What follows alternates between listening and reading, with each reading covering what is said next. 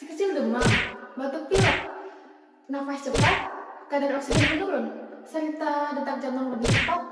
Mungkin si kecil terkena bronchopneumonia. Hah? Apa itu bronchopneumonia? Bronchopneumonia merupakan salah satu penyakit yang ada pada saluran pernapasan. Penyakit ini disebabkan karena adanya inflamasi atau peradangan yang berada di bronkus yang bisa memicu terjadinya produksi eksudat mukopurulen. Hal ini bisa menyebabkan tersumbatnya saluran pernapasan. Kira-kira gimana sih cara pencegahannya? Cara pencegahannya yaitu pakai masker jika anak batuk dan bersin, beri makan anak makanan bergizi seimbang, jika anak batuk berdahak segera obati, Melakukan aktivitas di luar ruangan seperti olahraga, hindari kontak langsung dari orang sakit, mencuci tangan sebelum makan dan setelah buang air besar. Imunisasi lengkap sesuai jadwal, hindari asap rokok, hindari debu dan polusi.